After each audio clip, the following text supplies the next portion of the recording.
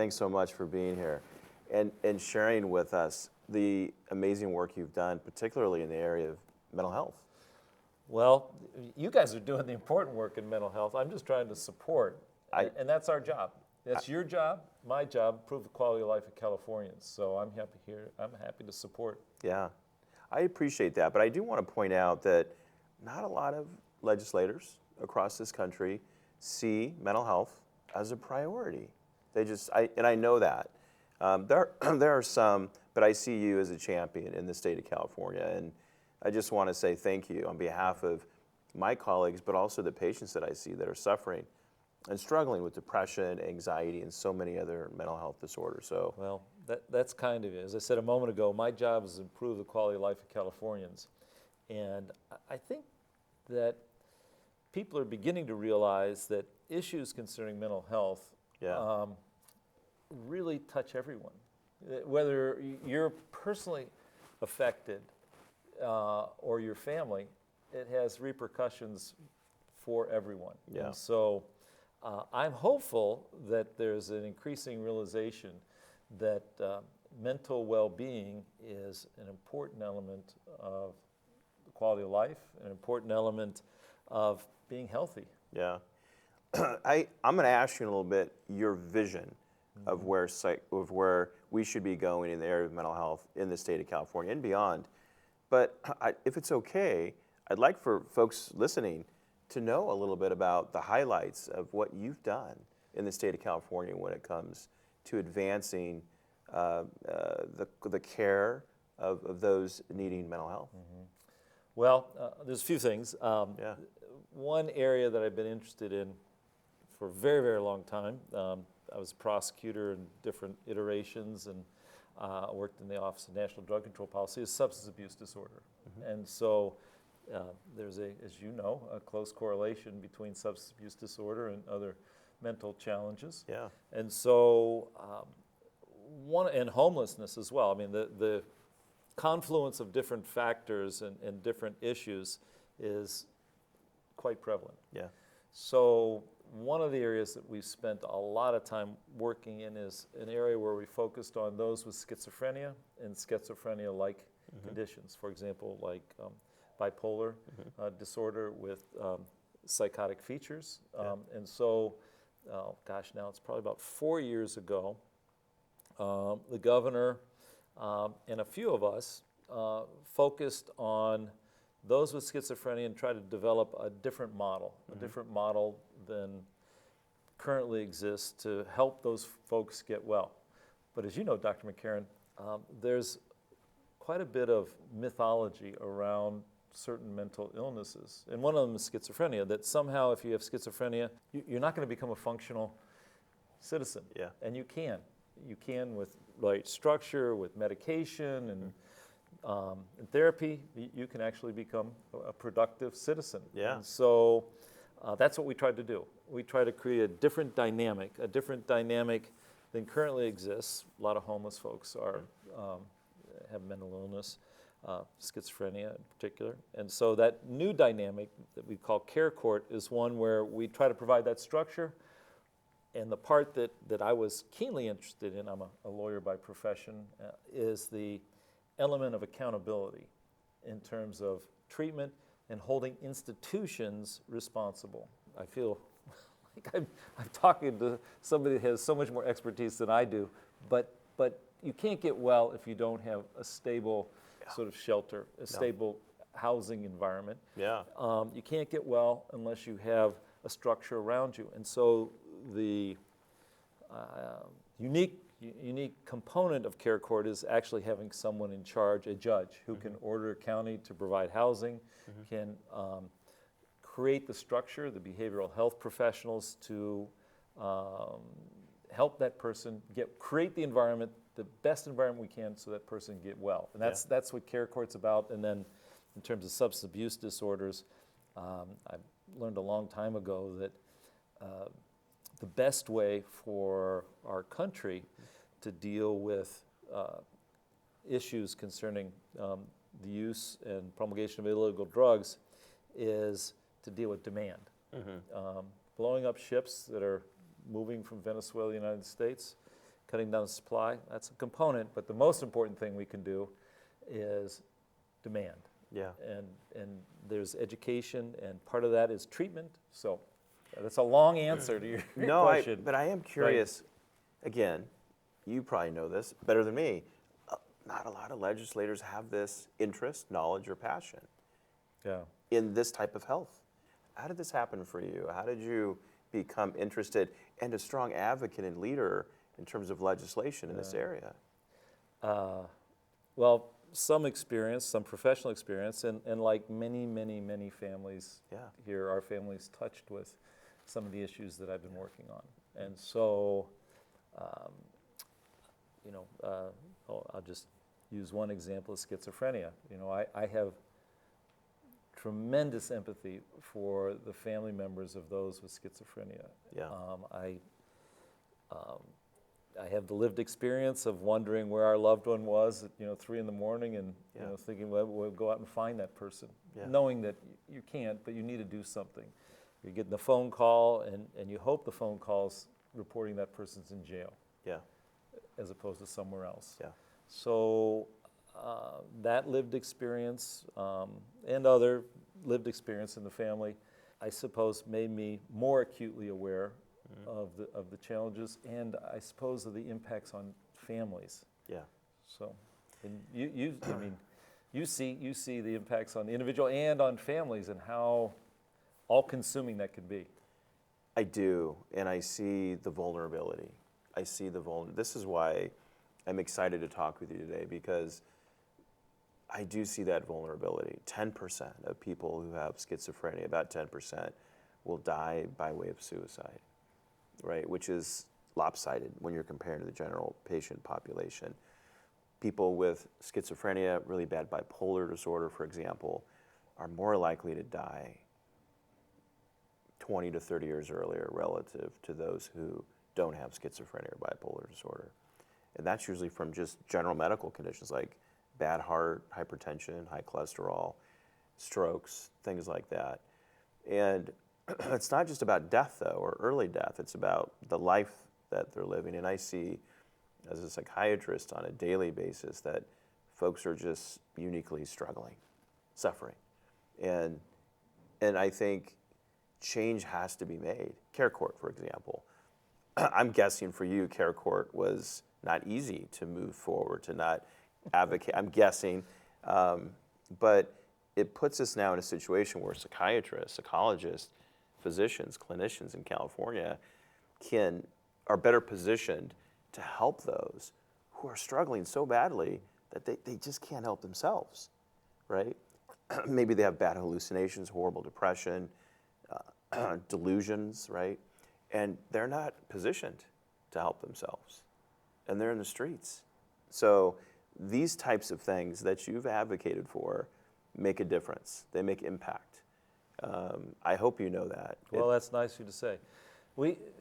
You touched on it a little while ago. One of the things we need to overcome is, and I think we're making progress, is that somehow, if you've got a physical illness, we're going to treat it. Insurance companies are going to cover it. We're going to treat it. If you have a mental illness, somehow that goes into a different category. And we need to confront the conventional wisdom that certain mental illnesses, schizophrenia is a good example, or bipolar disorder, that's a lifelong sentence to maybe homelessness or whatever it may be. And that's not the case. And that is a struggle that those in your profession and some in my profession have. It's frustrating because as I told you earlier, I'm a psychiatrist, but also I'm an internist. So I treat hypertension, cancers, but I also treat the depression, the anxiety. Patrick Kennedy moved forward at a federal level, right, a bill that brings fairness and parity between those who have psychiatric issues and those who have general medical issues. And then in California, we're able to do the same thing, which is great. The problem, though, is implementation of that and making sure that, for example, insurance companies and other entities are aware of it and treating patients fairly if they have psychiatric issues, but not the general medical issues. And for me, that's a struggle to advocate for patients who have the psychiatric issues and we have the parity laws, but the implementation is still not quite there. What are No, your it's, thoughts? my thought is that that's my challenge. Yeah. My challenge is to address the law. We require certain things to be treated. If you've got health insurance and you break your leg, health insurance carrier is going to cover that, and they have to cover that. Yeah. If you have something like an eating disorder, holy cow, you know, you have a very difficult time, getting one. You can get treatment if you're wealthy enough, but if you're not, it's very, very, very hard. And you know, those are conditions that actually, again, can be addressed. Yeah. So that's my challenge. My challenge is to educate my colleagues, educate the general public. You mentioned Patrick Kennedy, unbelievable. I've worked with Patrick Kennedy, and you know, using that platform that he has because of his position formerly in the Congress, but the family name and so forth, you know, kudos to him for you know, his own self-revelations, as well as making it his lifelong mission. Well, he's been an example and a strong advocate, both, which goes together and is so important. I think there's more to do as well. Well, you're going to tell me about that. I'm going to ask you about that. So you've done so many things that have been amazing and that have moved California in the right direction. And again, I imagine it wasn't always easy. Well, you know, one of the things is battling misconceptions. Yeah. Again, I mentioned some before, but also that any sort of treatment modality, I'll go back to care court, there's a concern that you are overriding the free will. And you know, because you have mental illness doesn't mean you don't still have agency over your own life. And so we've tried to strike a balance where someone may be having a psychotic episode, and when they're having a psychotic episode, that you know, they often do not make good decisions. Yeah. But it doesn't mean that they're always in a psychotic episode, that there are periods of lucidity where they can make good decisions, they can make informed decisions with the help of a healthcare professional. That's what we're trying to do. We're trying to balance that. And so, yes, there are folks who are opposed to this kind of structure because they worry that it's going to override the free will of folks who are ill. Yeah, and I understand that, but I will say from a practical standpoint, it helps physicians and nurses and other clinicians partner with the patient more effectively. For example, the 5150 changes that just took place, the involuntary sort of holds because of mental health issues. You mean the redefinition of grave illness and so forth? Yeah. So these definitions now for grave disability, voluntarily, you know, involuntarily holding someone to make sure they're safe, key word. And now we can do it, we can help the patient, partner with the patient, team up with the patient if part of that is medical illness. They're unable to take care of their general medical condition because of their grave disability that's due to a psychiatric condition. Another example is substance use disorders that's connected to their grave disability due to a mental illness. And those changes, again, help us, the physicians, nurses, clinicians, partner with the patient. Not necessarily tell the patient, you're doing this is happening to you, but we see it as a partnership with the patient's family. All positive things. Yeah. All positive things in the state of California. Well, we're making some progress. That was, by the way, that was my colleague Susan Eggman that really made that all come to fruition. You've hit the nail on the head. One of the challenges, though, is we have a capacity challenge. We need more behavioral health professionals in California at all levels. Psychiatrists, but not just psychiatrists, but all the practitioners in that space, because we just don't have the capacity. And we don't have the capacity for large urban populations in particular. So how do we do that? Well, I tried to do that by creating a scholarship for those who wanted to work in this profession. Sort of like the United States Army provided my education. So I made a deal with the Army that you send me to college and law school, and I'll give you some years of my life. And it was the same concept. We'll pay for your education. Yeah. If you want to become, a psychologist, if you want to become, a nurse practitioner in this space, whatever, we'll pay for your education. But you've got to give us back. You've got to give us a couple years of service, paid service, but service. Yeah. And sadly, that that didn't come to fruition. That scholarship program didn't come to fruition. I've not stopped, but those are the kinds of things that we need to do. We need to make sure that folks and again in rural areas also that if you want to become, fill in the blank in the behavioral health profession, that we encourage you to go to places that are underserved, and by paying, school is so expensive, by paying off some of your loans, that kind of thing. Yeah. Well, you mentioned the scholarship. I mean, I'm aware of a lot of now psychiatrists who can now go into the field because of loan repayment.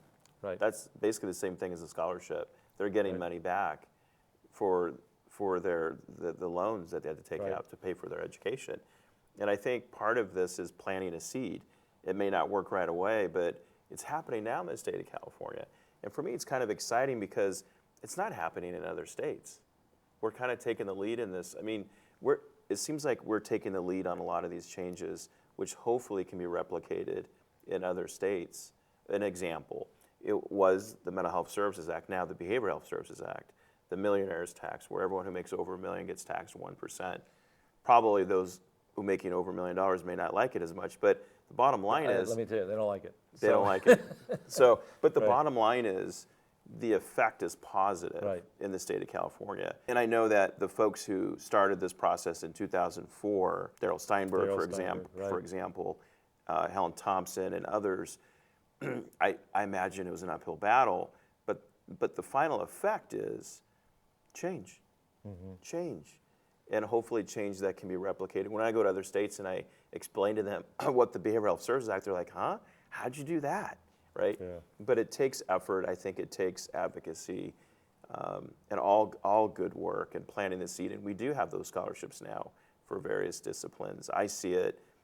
We encourage our residents, our psychiatry residents and psychologists to utilize those monies, usually coming out of the Behavioral Health Services Act. Big question for you is, what's the future? What can we do in the future to continue to advance the mission of improved or optimized care for those struggling? So one of the things that I think is very useful is to deal with policymakers. Let policymakers see what you can do in your environment. People come to Washington, people come to Sacramento, and that's great. I'd like to meet with them. But it's more important that they see the change that you're making in the areas that they represent. So frequent interaction. We in the legislature, there's only 40 state senators. There's only 40 of us, so each represent about 1 million people. So the demands on our time are fairly intense.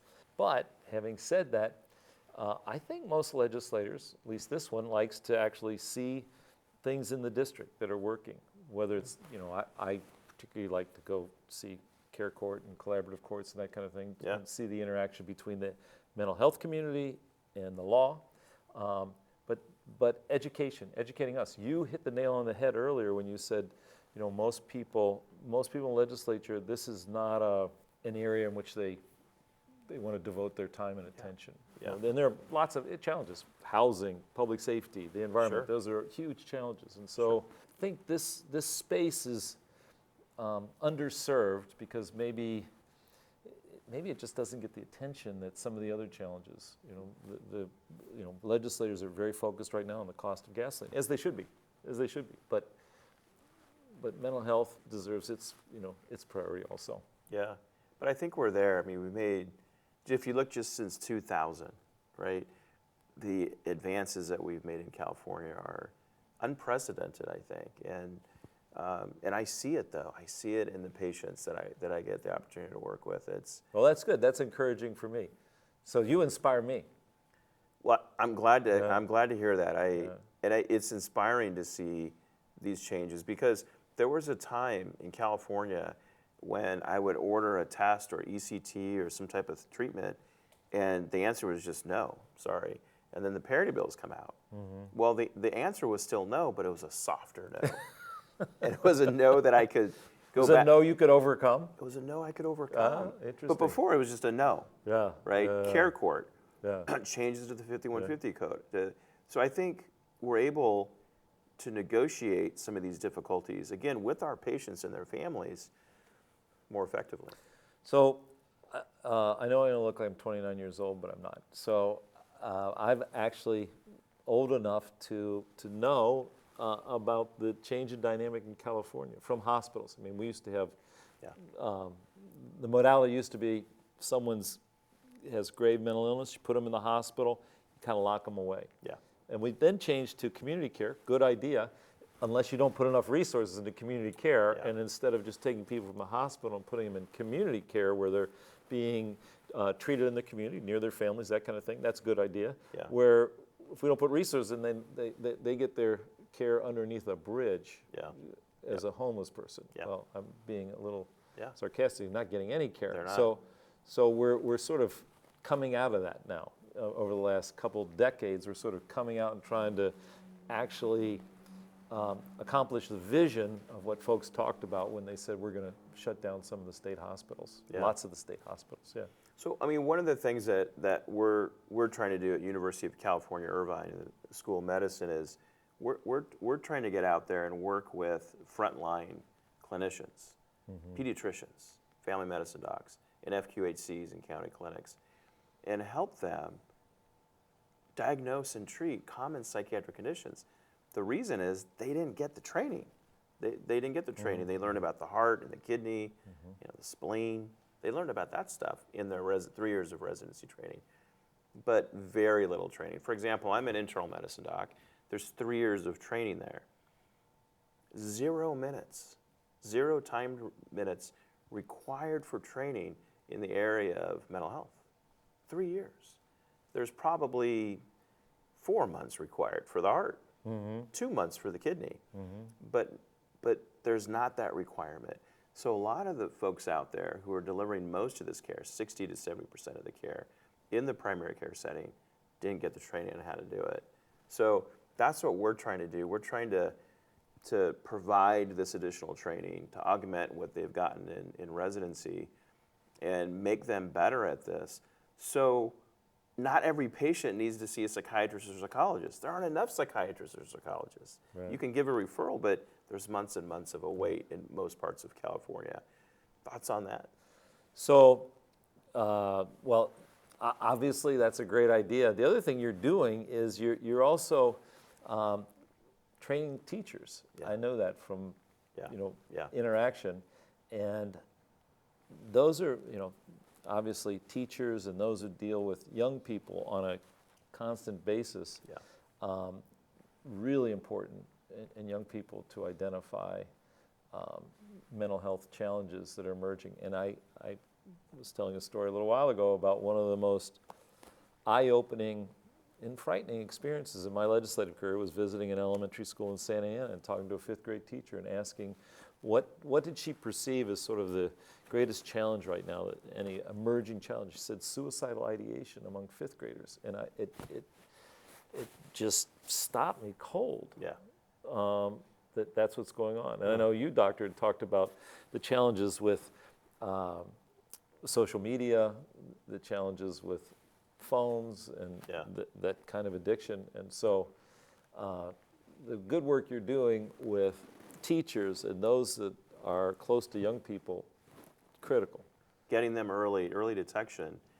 If a 5th grader is struggling with depression or anxiety and we can reach them earlier, that's going to be better in terms of just prognosis, I think. Also, I don't think they teach teachers in teacher school how to pick up depression or anxiety, or if a 5th grader is struggling with a substance use issue. So I think education is a strong tool to help, with these types of things. Senator, I want to thank you again for all the work that you've done. I mean, it's a big deal.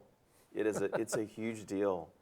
You're where whatever we do in Sacramento gets executed and implemented. And so I view my job as providing the resources and the structure for people like you to do good things. Yeah. Well, thank you so much. Thank you, Doctor. Appreciate it. Thanks. All right.